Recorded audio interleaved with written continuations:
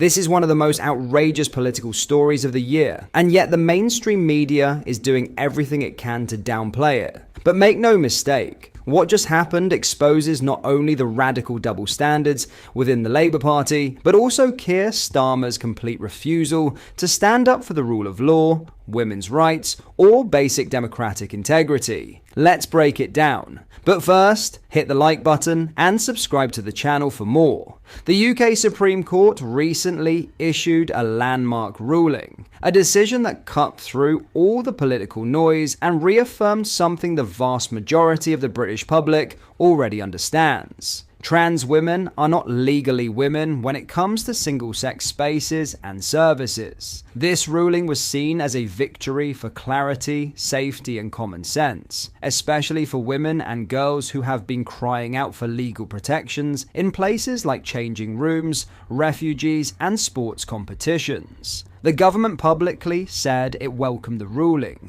The Equality and Human Rights Commission, EHRC, welcomed the ruling. Baroness Faulkner, who chairs the EHRC, praised the clarity it brought and emphasised that biological sex must be the foundation for single-sex services. But behind the scenes, a completely different story was unfolding within Labour ranks. According to leaked WhatsApp messages obtained by the Mail on Sunday, at least two Labour ministers, Dame Angela Eagle and Sir Chris Bryant, were actively plotting ways to defy the ruling, not challenge it legally, not appeal it through Parliament, but organise against it to undermine its implementation while publicly pretending to support it. This wasn't a few backbenchers mouthing off. These were serving ministers communicating in an LGBT plus Labour MPs WhatsApp group. They were planning a post-Easter meeting to, quote, decide a way forwards and organise in response to the court's decision. In plain English, they were laying out a strategy to push back against the Supreme Court ruling using political backchannels. Angela Eagle, unbelievably, tried to downplay the ruling, saying,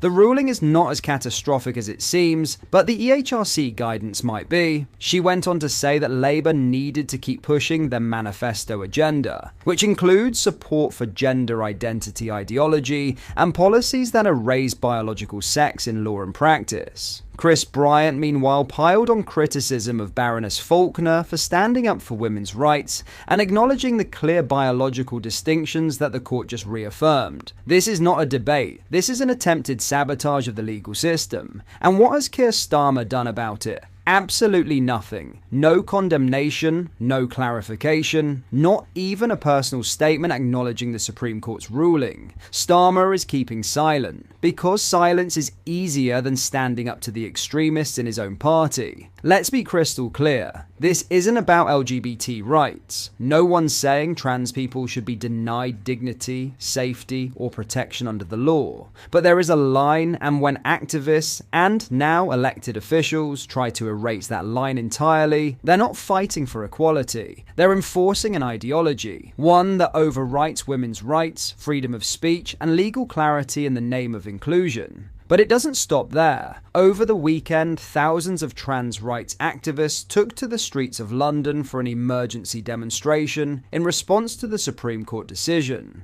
What began as a protest ended in vandalism and disgrace. Statues in Parliament Square were defaced. The suffragist Millicent Fawcett's banner was spray-painted with the words "fag rights" and a heart. Another read, "Trans rights are human rights," sprayed onto the memorial to Jan Christian Smuts. Let that sink in. These activists, claiming to stand for rights and tolerance, defaced monuments dedicated to women's suffrage and historic leadership, all because they didn't get their way in court.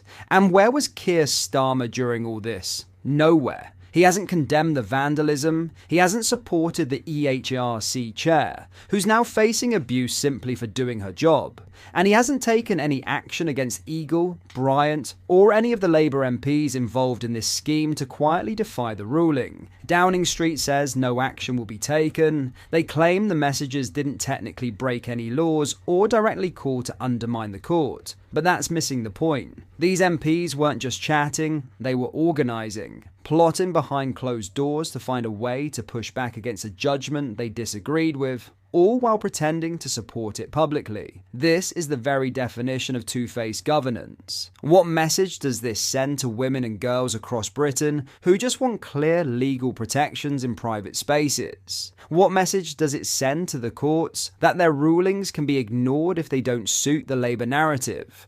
We are watching, in real time, the Labour Party pick sides, and they're not picking the side of the rule of law. They're not picking the side of women's safety. They're picking the side of radical ideology, and doing everything they can to keep the public from seeing it. Well, now we do see it. And come the next election, the question is simple. Do you want leaders who respect the law, or leaders who only follow it when it suits them? Because Starmer's silence speaks volumes. In other news, Home Secretary Yvette Cooper has lashed out at trans activists who deface several monuments, including some dedicated to feminist heroes. Police launched an investigation into what was described as an emergency demonstration by protesters after 7 statues were vandalized in Parliament Square on Saturday. The Metropolitan Police said the statues were daubed with a graffiti during the demonstration, which was held in response to a Supreme Court ruling on the definition of a woman. No arrests have been made in connection with the criminal damage, but officers are appealing for witnesses to come forward.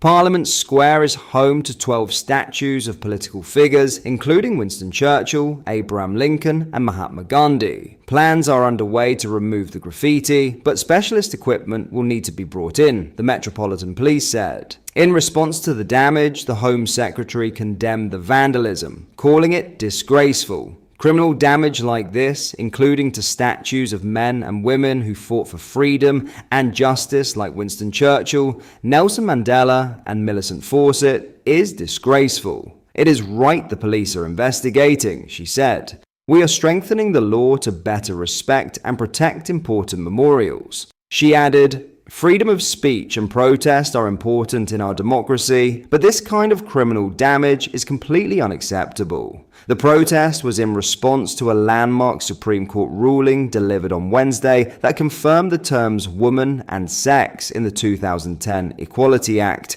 refer to a biological woman and biological sex. The ruling means transgender women with a gender recognition certificate could potentially be excluded from single-sex spaces if deemed proportionate.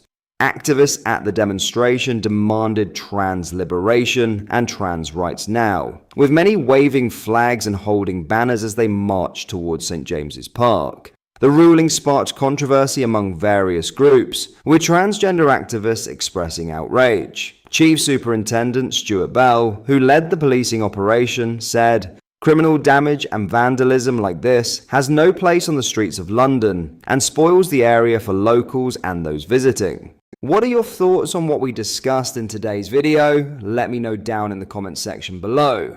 If you've not yet already, make sure you do drop a like on this video and subscribe to the channel for more British content. Thank you, take care, goodbye.